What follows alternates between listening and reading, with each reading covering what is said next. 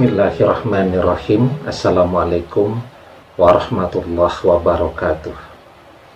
Bapak-bapak, ibu-ibu, mas-mas, mbak-mbak, khususnya adik-adikku sekalian yang dirahmati Allah dimanapun Anda berada. Kembali di channel bersama saya, Iip Wijayanto. Kali ini kita akan membahas tema setelah semuanya kamu berikan. Mampukah kamu melupakan mantan? Ya. Oke, tapi sebelum kita ke pembahasan, yang belum subscribe, jangan lupa untuk memencet tombol subscribe dan menyalakan lonceng notifikasi ya, agar Anda mendapatkan pemberitahuan video-video terbaru dari saya ya.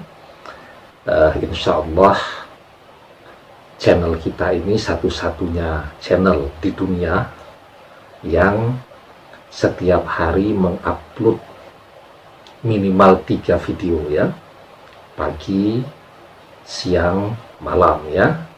Jadi kalau jasmani kita makan 3 kali sehari, rohani kita juga butuh nutrisi, butuh asupan makanan 3 kali sehari agar rohani kita selalu menjadi rohani yang sehat dan bahagia ya. Dan semoga bermanfaat. Baik, jadi Anda sudah memberikan begitu banyak hal. Segalanya sudah Anda berikan kepada mantan. Ya. Kenapa diberikan ya? Karena faktor cinta. Orang cinta itu tidak hitung-hitungan. Kenapa? Karena orang yang mencintai, yang menjadi prioritas hidupnya adalah kebahagiaan dari orang yang dia cintai. Ketika dia melihat orang yang dia cintai cemberut, maka dia juga jadi susah, jadi kepikiran. Tetapi ketika dia bisa melakukan sesuatu yang membuat orang yang dia cintai tersenyum bahagia, maka apapun sanggup dia berikan.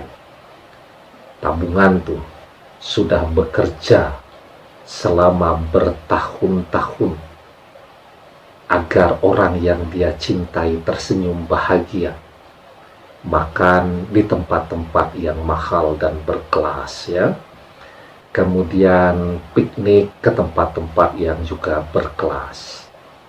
Kemudian belanja juga ke mall yang berkelas, begitu kan?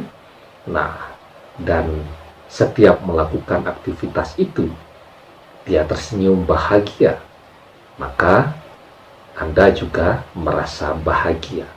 Sayangnya, cinta Anda yang begitu tulus dan ikhlas tadi ya, ternyata hanya dia gunakan untuk kebahagiaan, kepentingan dia yang sesaat tadi, karena dia punya tujuan yang lain ya. Orang ya yang sering jatuh cinta, makanya Anda kalau mau jatuh cinta dengan seseorang, harus Anda cross check terlebih dahulu. Anda coba deh tanya-tanya ke teman-temannya, mantannya sudah berapa banyak, atau dia sudah pernah jatuh cinta ke berapa banyak orang. Jadi bukan persoalan pernah jatuh cintanya. Ketika orang sering jatuh cinta, maka dia juga sudah sering dan berpengalaman merasakan perpisahan. Perpisahan itu 1, 2, 3 kali mungkin rasanya masih pahit dan gundah. Tapi kalau sudah berkali-kali dilakukan, ya rasanya sudah biasa-biasa saja. Sehingga orang ya yang hobinya jatuh cinta dan kemudian berpisah, maka dia tidak akan pernah merasakan dan menemukan arti dan makna cinta yang sejati ya. Ketika dia jatuh cinta berkali-kali, maka itu cuma jadi hobi saja. tetapi dia tidak akan menjalaninya dengan sepenuh hati. Nah, maka ketika semua sudah diberikan, misal tabungan, Anda punya tabungan ya, sekian puluh juta, untuk membahagiakan dia, Anda belanjakan semuanya. Persoalannya kan bukan hanya tabungan puluhan juta.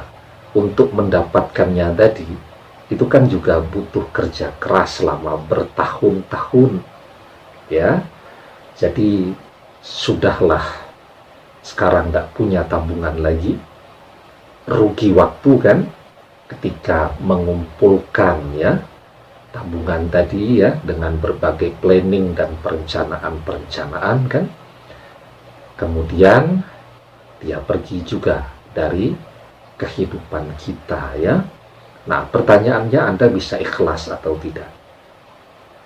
Untuk ikhlas itu memang berat ya, karena orang sering mengatakan, sudahlah bro, ikhlaskan dia ya, masih banyak yang lain. Kalau masih banyak yang lain memang iya, tapi bagaimana dengan kerugian-kerugian tadi?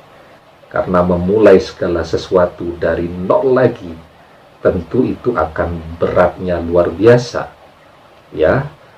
Apalagi mungkin sekarang seiring perjalanan waktu, usia juga sudah melewati golden age, usia emas ya. Pekerjaan sudah tidak sebanyak dulu. Kalaupun pekerjaannya banyak, mungkin fisiknya sudah tidak bisa mengikuti lagi seperti dulu. Nah, tetapi kan apapun, sekuat apapun kita memaksa dia untuk kembali, dia kan tidak mau kembali karena saat ini dia sudah menemukan cinta yang dia cari. Ya, walaupun juga biasanya cinta yang dia cari, kalau tipikalnya seperti itu, tidak akan jauh-jauh dari kebahagiaan materi juga. Ya, ada materi, maka dia mencintai. Ketika kehabisan materi, maka dia akan pergi, kan begitu. Nah, karena itu, apapun sekarang dia sudah pergi ya, dan orang-orang yang demikian itu tidak pernah merasa punya kepentingan untuk balas budi, ya, tidak pernah merasa ya mensolimi orang lain dan seterusnya. Dia selalu merasa dirinya yang paling benar, bahkan dia yang merasa dizolimi oleh orang lain. Nah, maka ya daripada apa yang Anda berikan itu menjadi sia-sia, maka walaupun terasa berat, ya, Anda niatkan yang sudah Anda berikan itu sebagai sedekah, agar apapun yang Anda lakukan itu menjadi amal saleh juga ya. Apalagi kalau pemberian itu dari seorang suami kepada istrinya, walaupun istrinya kemudian pergi dengan orang lain. Ketika Anda niatkan itu sebagai sedekah, semoga itu menjadi pahala bagi Anda. Dan orang-orang yang bersedekah kemudian merahasiakan sedekahnya adalah orang-orang yang mendapatkan perlindungan Allah di hari kiamat kelak. Ya, jadi dia mendapatkan naungan langsung perlindungan Allah di tengah-tengah dahsyatnya peristiwa kiamat itu. Wa rajulun tasaddaqa bi shadaqatin fa akhfaha hatta la ta'lam shimaluhu ma tunfiq yaminuhu.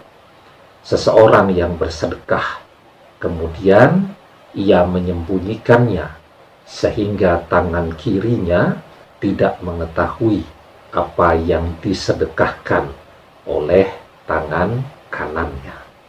Ya, jadi niatkan untuk sedekah agar apapun yang pernah Anda berikan itu menjadi manfaat dunia akhirat. Demikian, semoga bermanfaat.